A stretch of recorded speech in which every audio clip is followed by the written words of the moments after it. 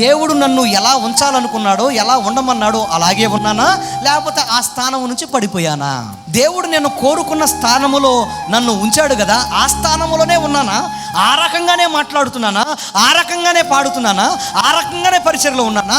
ఆ రకంగానే నా యొక్క ఉద్యోగంలో ఉన్నానా? ఆ రకంగానే దేవుడిచ్చిన స్థానాన్ని కాపాడుకున్నానా? లేకపోతే అక్కడి నుంచి నేను పడ్డానా, చెడ్డానా, దూరమయ్యానా అని ఏం చేయాలి? మనం పరిశీలించి తెలుసుకోవాలి. చూడండి, ఒక వ్యక్తి తన జీవితంలో తను ఏమై ఉన్నాడో ఎలా తెలుసుకోగలుగుతారు? దేవుని కుమారుడిగా, కుమార్తెగా ఉన్నాడా లేదా? దేవుని యొక్క ఆత్మను కలిగి ఉన్నారా లేదా? దేవుని పరిశుద్ధ ఆత్మ శక్తిలో నడిపించబడుతున్నారా లేదా? దర్శనములో ఉన్నారా లేదా? లేకపోతే దేవుని యొక్క చిత్తానికి దూరం అయిపోయారు లేదా? ఎలా తెలుసుకుంటాం మనం అనంటే, ప్రతి మనిషి జీవితంలో రెండు జరగాలి. అది ఏంటో తెలుసా? ఒకటి టెస్టింగ్, రెండవది సెల్ఫ్ ఎగ్జామిన్ అనేది జరగాలి. టెస్టింగ్ అంటే పరీక్ష, రెండవది సెల్ఫ్ ఎగ్జామిన్ అంటే స్వీయ పరీక్ష జరగాలి. అప్పుడే మన జీవితంలో మనం ఎలా ఉన్నామో మనకు తెలుస్తుంది. పరీక్ష దేవుని ద్వారా వచ్చేది.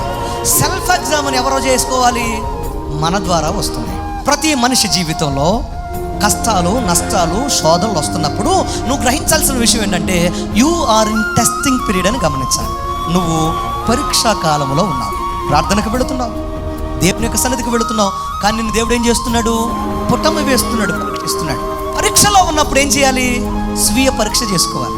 ఎందుకు ఈ మాట మీకు చెప్తున్నానంటే, పరీక్షా కాలంలో స్వీయ పరీక్ష చేస్తేనే ఆ వ్యక్తి దేవుని వైపు తిరిగే స్థితి, దేవుని వైపు తిరిగి ఆశీర్వాదం పొందుకొని పునర్నిర్మాణం పొందుకునే స్థితి వస్తుంది.